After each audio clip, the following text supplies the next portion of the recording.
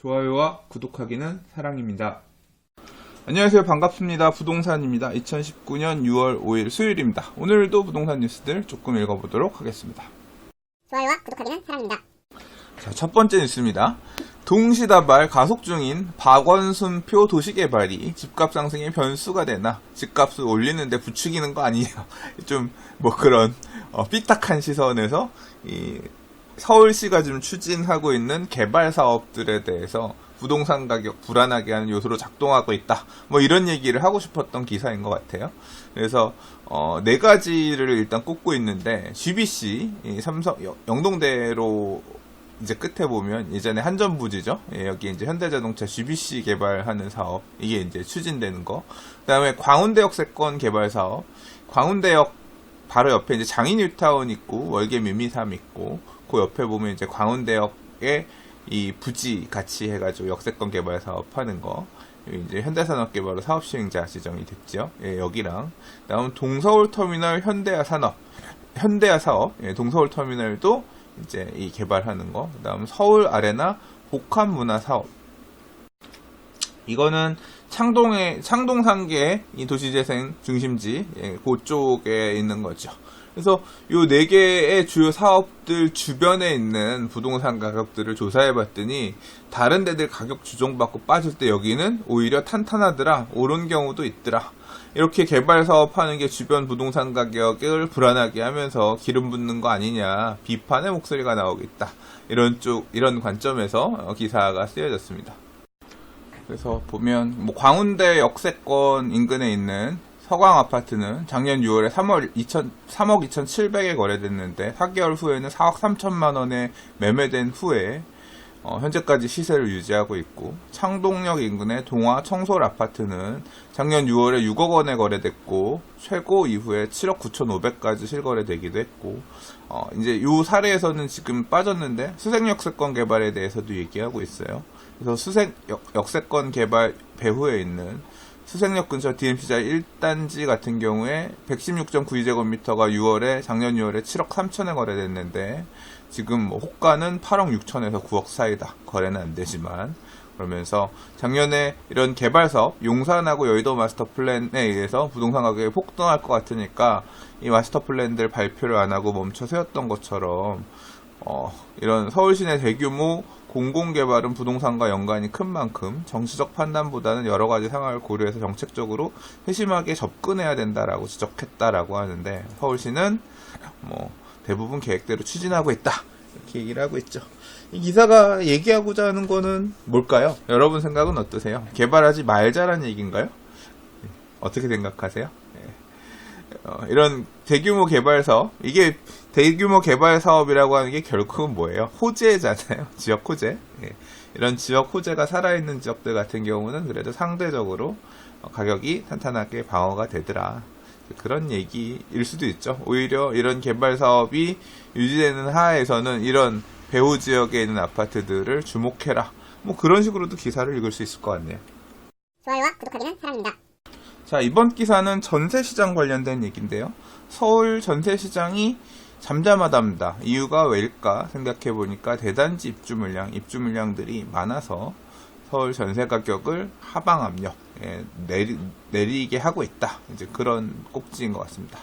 5일 서울 부동산 광장, 정보광장에 따르면 지난 1월 12,999건을 기록한 서울 전세시장은 2월 14,239건을 반짝 증가했지만 3월 12,295건, 4월 16,666건, 5월 11,100건으로 계속 줄어들었다. 대단지 아파트의 입주가 마무리가 되면서 전세 거래가 급감하고 있다. 송파구 같은 경우에는 물량들 빠지면서 전세들이 빠지고 있다. 그러니까 입주 물량들이 사실 5월 1, 2, 3, 4월 달까지는 굉장히 임대 물량 공급에 지대한 영향을 끼쳤던 게 사실이고요. 강남구도 개포 랩면 블레스티지 입주 있었고, 그 다음에 이제 헬리오시티도 입주가 있었고, 이제 그런 게 있었죠. 자, 근데 이제 요게 이제 올 5월달까지 정리라고 하면 6월부터는 경기와 서울 등을 중심으로 해서 집중 분포돼 있다. 입주 물량이 전월 대비 경기도는 13,376가구, 서울은 6,104가구 입주 물량들이 증가한다. 강동구 물량들 많이 있고, 그리고 특히 이제 경기도 쪽도 입주 물량들이 계속 있어서 경기도는 넓긴 하지만 권역별로 물량들이 계속 있어서 전세 가격이 안정될 것이다. 이제 그런 내용으로 기사에서 이야기하고 있습니다. 좋아요와 구독하기는 사랑입니다. 자, 이 역세권 청년주택이란 게 있어요. 몇 번 얘기했는데 이게 뭐냐면 지하철역 인근 그리고 이제 도로가 넓은 도로 교차하고 있는 지하철역 인근 그러니까 지하철역에서 가까운 위치를 역세권이라고 부르죠. 1차 역세권, 2차 역세권, 그리고 1차 역세권, 2차 역세권의 개념도 처음엔 뭐 250m, 500m였다가 그것도 조금 넓게 확장하고 이제 그런 얘기도 있고 했는데 지금 보니까 그 기준이 과거엔 250m였는데 1차 역세권이 역 주변 반경 350m로 좀 더 확장이 된 거예요. 그래서 그 지역에 종상향을 해주면서, 그러니까 지하철역 대중교통을 이용할 만한 사람들, 역세권 청년이잖아요. 그러니까 젊은 층들, 차가 없이 대중교통을 이용하는 이런 청년들이 이용할 만한 집들은 주차장을 좀 덜 갖춰도 된다. 이제 이런 개념에서 출발한 겁니다. 그래서 주차장을 많이 안 짓고, 많이 안 지으면 조금 과밀해서 집을 지어도 대중교통 이용해가지고 금방 걸어 다닐 수 있으니까 좀 더 고밀 개발을 해도 되지 않겠냐. 그래서 뭐 3종 일반 주거 지역을 준주거 또는 뭐 높게는 일반 상업 지역까지 이렇게 종상향을 해서 청년들이 들어가서 살 수 있는, 그러니까 소위 말하는 행복주택 개념의 이런 걸 갖다가 공공이 짓는 게 아니라 이제 민간이 짓는. 그래서 서울시에서는 역세권 청년주택 2030 청년주택이라고 이걸 갖다가 부르면서 2014년 15년부터 해왔던 것 같고 지금 이제 이게 재작년에 주거복지로드별 이런 데 포함될 때는 공공지원주택이라는 이름을 쓴다라고 했는데 아직 명칭 통합이라든가 이런 부분들이 깔끔하게 진행된 것 같지는 않아요. 아무튼 그 개념이 역세권 청년주택입니다. 정리하자면 지하철역 가까운 데다가 350m 이내에다가 종상향을 해서 이 높은 아파트를 고밀 개발을 할 수 있게끔 주차장이라든가 이런 부분들이 조금 덜 갖춰져 있는. 그럼 이렇게 공급하게 혜택을 주는 이유는 뭐냐면 이런 청년들에게 주변 시세보다 저렴하게 8년 이상 임대를 놔라. 이제 그 조건을 맞춰주면 그렇게 종상향을 해주겠다. 8년 이상 이렇게 저렴하게 임대를 놓고 나면 임대료 덜 받은 부분에 대한 로스 손실이 발생하니까 이제 그 부분을 용적률로 커버해주겠다. 뭐 그 이후에는 이제 알아서 처리해라. 뭐 이런 식인 것 같아요. 근데 이게 이제 계속 사업을 확대하면서 추진을 해왔었는데 이번에 지금 어디까지 확대하려고 하냐면 서울시가 장기 방치되어 온 존치정비구역 34만 제곱미터에도 추진을 하겠다라고 합니다. 이 존치정비구역이란 건 뭐냐면 도시재정비 촉진을 위한 특별법이라는 법에 보면 이게 과거의 뉴타운법입니다. 서울시에서 조례로 추진하던 이 뉴타운 사업을 이제 이 조례만 갖고 할 수 있는 게 한계가 있으니까 별도의 특별법을 만들어서 이 도시재정비 촉진을 이 도시 재정비 촉진을 진짜 촉진하기 위해서 만든 법률인 거죠. 그래서 이 도시 재정비 촉진에 따라서 이제 이 재정비 촉진지구로 지정된 곳 안에는 촉진구역이라 그래서 재개발 사업 또는 재건축 사업, 도시환경 정비 사업을 해야 되는 촉진구역이 있고요. 이제 그걸 하기에는 여기는 뭐 주택들이 덜 낡았다든가 아니면 주거 기반 시설이 덜 열악하다든가 사업을 하기 힘든 그런 위치들, 이런 곳들 같은 경우는 그냥 냅둬야 되잖아요. 그래서 여기를 존치정비구역 또는 존치관리구역으로 나눠서 관리하게끔 해놨습니다. 그래서 존치정비구역 같은 경우는 뭐 얼마 이내에 곧 이 촉진구역으로 변경해서 사업을 할 수 있을 만큼 이제 가능성이 높은 지역, 존치관리구역 같은 경우는 뭐 지구단위 계획으로 별도로 수입해가지고 따로 관리를 하거나 아니면 뭐 재개발도 할 수 있는 구역, 이런 식으로 해서 기준을 나눠가지고 도시재정비 촉진을 위한 특별법에서 설명하고 있는데요. 존치정비구역들 중에서 사업이 못 가던, 그러니까 장기 방치되어 온 이 지역에다가 다른 가능성을 지금 열어주고 있는 거예요. 어떤 가능성이냐? 여기에다가 역세권 청년주택을 지을 수 있도록 해준다라는 거죠. 자, 기사를 한번 좀 읽어보도록 하겠습니다. 4일 서울시와 정비업계에 따르면 시는 재정비 촉진지구 가운데 사업 추진이 지지부진해 10년 이상 촉진구역으로 옮겨가지 못하고 그대로 남아있는 존치정비구역에서 역세권 청년주택을 건립할 수 있도록 관련 기준을 최근 마련했고, 서울시 역세권 계획팀 관계자는 존치정비구역 안에서 일단 재정비 촉진 계획 변경 절차를 거쳐 청년주택 사업을 추진할 수 있도록 했고, 중장기적으로 재정비 촉진 계획의 경미한 변경만으로 사업 추진이 가능하도록 도시 재정비 관련 조례를 개정할 예정이다. 그래서 지금 이런 식으로 역세권 존치정비 구역에서 어떻게 재개발 사업이 가는 게 그렇게 뚜렷하게 확정되지 않았던 아리까리한 지역들에서 여기에는 이런 식으로 지금 역세권 청년주택을 지을 수 있도록 한다라고 하면 이 재정비 촉진 지구이면서 1차 역세권인 350m 반경 이내에 있는 주택들 같은 경우는 묶어서 이런 역세권 청년주택을 지을 수도 있다는 얘기죠. 그래서 지금 거론되는 지역들이 마포 합정 5구역, 6구역, 7구역, 8구역, 9구역. 합정지구 같은 경우는 어디냐면 마포 한강 푸르지오가 그 다음에 메세나폴리스, 여기가 합정 재정비 촉진지구입니다. 그래서 메세나폴리스가 합정 1구역, 그 다음에 마포한강 푸르지오가 합정 2, 3구역이고요. 4구역은 빌딩으로 적고 5구역은 그 옆에 보면 역 앞에 코너에 상가들 되게 많이 있는 되게 좋은 위치의 지역이에요. 그리고 6, 7, 8, 9구역은 제가 기억하기로 조금 작은 구역들입니다. 이 지역들에 이제 역세권 청년주택을 지을 수 있게끔 사업성 개선을 일종의 해주겠다. 또는 사업성 개선 아니면 이제 용적률 종상향 뭐 이런 부분들이 좀 포함될 수 있을 거라는 얘기고, 그 다음에 중화 2구역, 3구역에도 이제 일부 지역들은 이게 가능한 거겠죠. 미아 3구역, 강북 3구역, 천호 성내의 천호 8구역, 홍제지구 홍제 3구역, 촉진지구입니다. 이 재개발구역 말고 전농 답심리의 전농 도시환경 정비구역, 방화지구의 방화 2구역 등의 이런 곳들이 들어갈 수 있겠다라고 하는 겁니다. 그러니까 이 역 주변에 소형주택 공급을 하기 위해서 재정비 촉진지구 내에 존치정비구역까지도 서울시가 건드리면서 이제 접근하려고 한다. 소형주택들을 이렇게 지으려고 한다. 그런 움직임으로 가고 있다. 이렇게 이해를 하시면 되겠습니다. 좋아요와 구독하기는 사랑입니다. 3차 뉴타운들 중에서 사업 속도가 더뎌서 잘 보이지 않았던 뉴타운들의 행보가 바빠지고 있습니다. 자, 신림 뉴타운 재개발 속도 낸다. 뭐 이제 얘기하고 있는데, 제목 앞에는 교통망 호재라는 게 붙었는데, 신림 뉴타운은 3개의 구역으로 나뉘어져 있고, 신림 1구역이 지금 조합 설립 인가를 앞두고 굉장히 투자자들 많이 관심 갖고 보고 있는 지역인 것 같습니다. 이 뚜껑이라고 하는 무허가 물건들도 많이 있고, 그래서 특히 또 소액으로 움직일 수 있으니까 사람들이 뭐 작년부터 꽤 많이 가서 움직였던 것 같아요. 근데 신림 1구역은 거의 굉장히 큰 대단지 구역이기 때문에 좀 사업 속도가 더뎠고요. 그 뒤편에 있는 신림 2구역, 3구역 같은 경우는 규모가 상대적으로 적어서 사업 속도가 좀 더 빨랐거든요. 자, 기사에서 보면 교통 낙후 지역으로 꼽히던 관악구 신림동, 신림뉴타운 일대 정비사업이 속도를 올리고 있는데, 신림 2구역, 3구역이 연내 관리처분 계획 인가를 받고 이주를 시작할 계획이다. 관리처분 계획 인가를 연내에 받으면 뭐 연내이자 이주 개시하면 뭐 내년 정도부터, 빠르면 올 하반기부터 이주하겠죠. 자, 근데 그렇게 관심을 갖기 시작하는 이유는 이제 교통 부분이 개선되는 부분에 대한 관심도 있다. 자, 신림동 일대는 그동안 교통 소외 지역이라는 평가를 받았는데, 철도 막는 교통시설이 부족해 대중교통을 이용하기가 불편했고 2호선 라인까지 나가는 게 만만치 않았죠.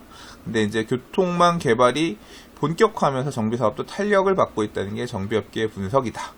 서울 경전철 3개 노선 개발 사업이 추진되면서 여의도 등 업무지구로의 접근성이 대폭 향상될 거라서 그렇다는 겁니다. 그래서 어떤 철도들이 들어갔느냐, 서울 경전철 신림섬 사업, 그래서 9호선 색강역부터 시작해가지고 1호선 대방역, 7호선 보라매역, 2호선 신림역을 거쳐서 서울대 정문까지 연결되는 역이고, 이게 2022년 2월 개통할 예정이고, 그렇게 되면 신림동에서 여의도까지 15분대로 움직일 수 있다는 거죠. 이 그림상에서 보시면 요겁니다. 서울대 쪽에서, 서울대 입구역 쪽에서 출발해가지고 지금 신림뉴타운을 거쳐서 도림천을 따라서 신림뉴타운 1구역 쪽을 거쳐서 2호선 신림역, 그 다음에 대방역을 지나서 보람의 대방역을 지나서 여의도로 가는, 그래서 요 노선을 타게 되면 여의도 색강까지 15분에 갈 수 있는 굉장히 신림뉴타운의 여의도 접근성, 이 YBD 접근성을 굉장히 개선하는 그런 경전철이라고 할 수 있죠. 그게 2022년 2월 개통할 예정이라고 하니까 확실히 수혜는 있는 것 같고요. 그 다음에 보라매공원 관악구 난양동을 잇는 경전철 난곡선이 이제 여기도 추진 중이다. 여기는 경전철 서부선의 연장선도 그리고 추진 중이다. 한편으론 보라매공원 관악구 난양동을 잇는 경전철 난곡선, 그리고 2호선 서울대 입구역에서 서울대 정문을 지나는 경전철 서부선 연장선, 요거는 이제 세전역 저 위에서부터 내려오는, 그래서 서울대 정문까지 연장하는 사업이죠. 이 서부선 같은 경우는 또 북쪽으로 뻗어나가는 내용이 이 일산 쪽으로 넘어가는 고양 쪽을 지나서 이제 그 선이 여기까지 오는 거죠. 자, 그래서 아무튼 이런 철도 교통들 때문에 관심을 좀 더 받고 있다. 얘기하고 있고요. 자, 신림 3구역은 관리처분계획 인가 신청을 위한 공람을 이달 17일까지 하고 가장 사업 속도가 빠르고, 그래서 아파트 571가구와 부대복리시설을 짓는다. 규모는 3구역은 좀 작아요. 약간 사이드 빠져있고, 그 다음 2구역 같은 경우도 1489가구 대우 롯데 컨소가 시공하는데, 이제 2구역이 요 밑에 자락이죠. 여기도 지금 사업시행 인가 단계. 그래서 연내 관리처분인가 신청하겠다라고 하는 거고, 그 다음 이 신림 1구역 같은 경우 조합 설립인가 조만간 받는다고 하니까 그렇게 그래서 사업이 잘 가고 있다. 신림 뉴타운에 대해서 소개한 기사입니다. 관악구도 재개발 구역들이 생각보다 많지 않아서요. 이제 얼마 안 남았습니다. 봉천 14구역이 이제 얼마 전에 이 주민투표 해가지고 재개발 사업 이제 해제 안 되는, 주민 발의에 따라서 해제가 갈 뻔하다가 이제 찬성하는 쪽이 훨씬 많아가지고 사업이 이제 갈 것 같은데, 거기가 당분간 관악구의 마지막 재개발 구역이 되지 않겠나. 신림 뉴타운까지 끝나면 진짜 막바지네요. 좋아요와 구독하기는 사랑입니다. 자, 이 용산의 주요 주거지역이라고 할 수 있는 동부 이촌동. 사실 어떻게 보면 용산의 제일 핵심 지역이라고 할 수 있죠. 한남 뉴타운 이런 지역들이 재개발 뭐 이런 느낌으로 주목을 받고 있지만, 어떻게 보면 사실 핵심이라고 할 수 있는 지역은 동부 이촌동이라고 생각합니다. 이촌동의 뭐 한강맨션이라든가 이런 주요 지역의 재건축들 같은 경우는 사실 넘사벽이죠. 이촌동에 근데 이제 이 2000년 전후로 입주한 아파트들 같은 경우는 이제 리모델링 사업 추진한다 그래서 통합 리모델링, 작년에 용산 뭐 마스터 플랜 얘기 나올 때, 달아오를 때 한참 얘기가 나왔던 게 바로 이 용산의 2000년 전후로 지어진 아파트들의 통합 리모델링 이제 사업 추진이 당시에 이제 그 지역 가격을 끌어올리는데 굉장히 일조했거든요. 물론 이제 추후에 단지들 간의 이해관계 이런 부분들 때문에 통합 리모델링은 무산되기는 했지만, 이제 개별 단지들끼리 추진위 구성을 해서 리모델링 사업들을 진행해 나갈 거다. 진행하려고 하는 그런 움직임들이 있다. 이제 그런 기사입니다. 사실 이들 아파트들은 이 90년대 후반, 2000년대 초반에 지어진 아파트들은 용적률들이 되게 높게 지어져서요. 그래서 기다렸다 재건축하는 게 맞지 않냐라고 생각하지만, 재건축을 하기가 현실적으로 어렵습니다. 불가능한 단지들이라고 볼 수 있어요. 헐고 새로 지으면 지금 강화되어 있는 용적률을 받아서 아파트를 짓게 되면 아파트 평수가 줄어들게 되거든요. 면적이 줄어들게 되거든요. 일반 분양도 안 나오고. 그러니까 리모델링이 사실 답이라고 할 수 있죠. 근데 이제 리모델링 사업하는 과정에서 서울시도 리모델링 기본계획에 보면 이제 유형들, 서울시가 추구하고 있는 지금 어떤 공공 건축, 뭐 방향 이런 것들을 보면 리모델링 할 때도 공간을 외부에 내놔라, 아파트 단지를 열어라, 공공이 이용할 수 있게끔 보행 통로를 열어라, 또는 뭐 주차장도 일부 내놓든가 뭐 이제 그런 식으로 자꾸 유도를 하고 있거든요.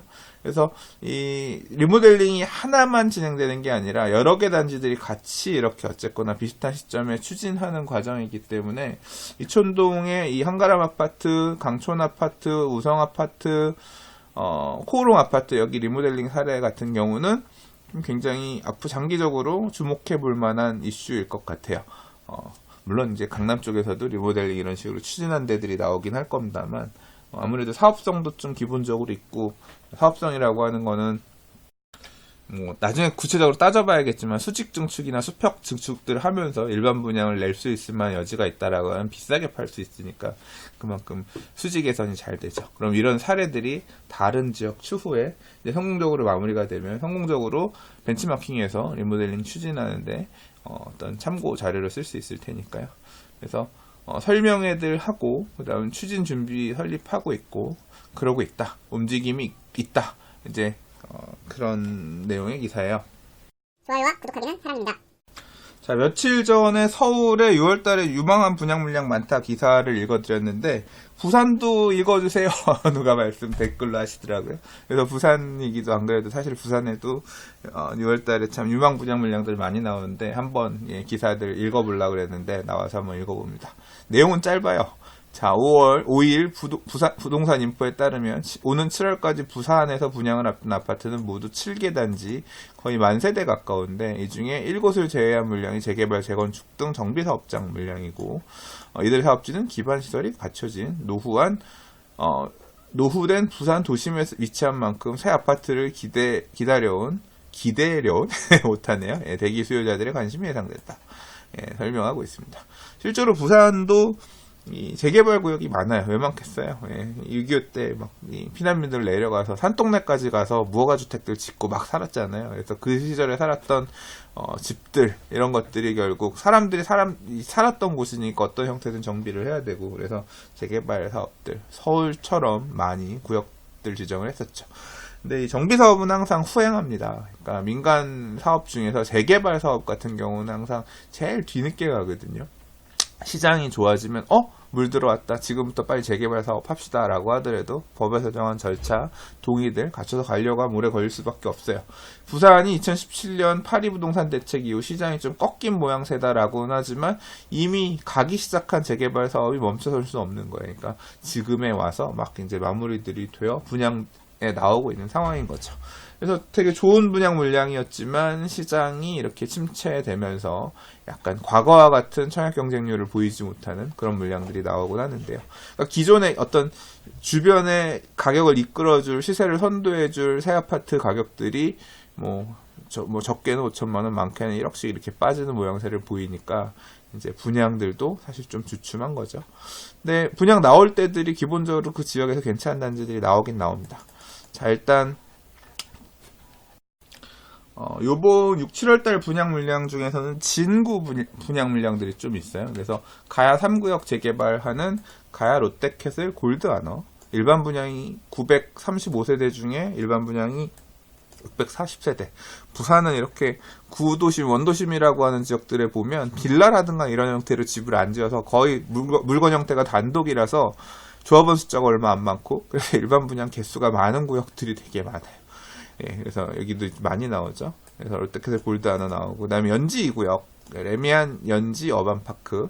여기는 부산 시민공원의 북측에 있는 단지입니다. 여기도 2600세대 중에 일반 분양이 1360세대. 얼마 전에 요거 때문에 부산 가서 영상 하나 찍고 왔어요, 저.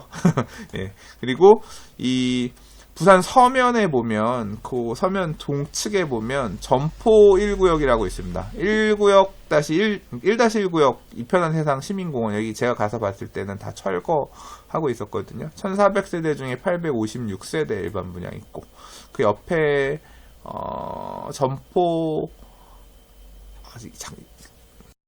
아이파크는 공사 중에 있었고요. 여기가 지금 이제 분양 나옵니다.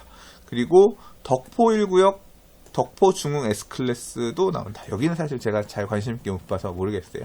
그리고 지금 모델하우스 오픈해서 하고 있는데, 이제 지금 모델하우스 오픈한 곳 중에서는 이 부산시 동구 좌천범일 재정비 촉진지구 3구역, 3구역에 부산 위브더 제니스 하버시티.